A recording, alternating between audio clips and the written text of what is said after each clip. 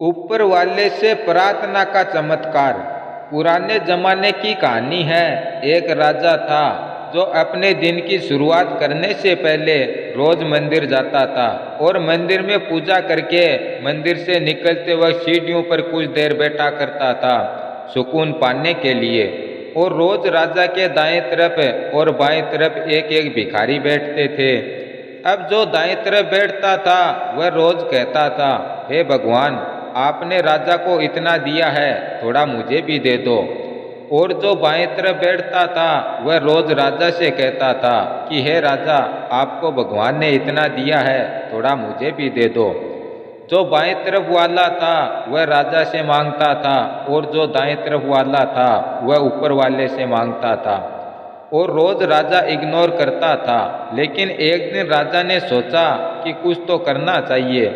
अब राजा महल में गया और अपने मंत्री को बुलाया और पूछा कि क्या करें। तभी मंत्री ने कहा कि जो दाएं तरफ वाला है वो तो ऊपर वाले से मांग रहा है, उसको तो मिल जाएगा, लेकिन जो बाएं तरफ वाला है वो आपसे मांग रहा है, आपको उसकी मदद करनी चाहिए। अब राजा ने कहा, ठीक है, तुम एक काम करो, बढ़िया सी खीर बनाकर उसे दे आओ और एक काम करना, उस खीर में कुछ सोने के सिक्के डाल देना, उसकी मदद हो जाएगी। अब मंत्री ने कहा, ठीक है, काम हो जाएगा।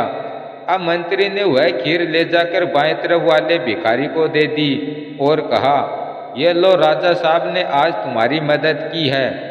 अब वह भिखारी खुश हो गया और दाएं तरफ वाले भिखारी को चिढ़ाने लगा, देखो, तुम रोज भगवान से मांगते हो, तुम्हें क्या मिला?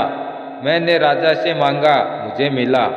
और वह खीर पीने लगा, लेकिन वह खीर ज्यादा थी, इसलिए उसका पेट भर गया।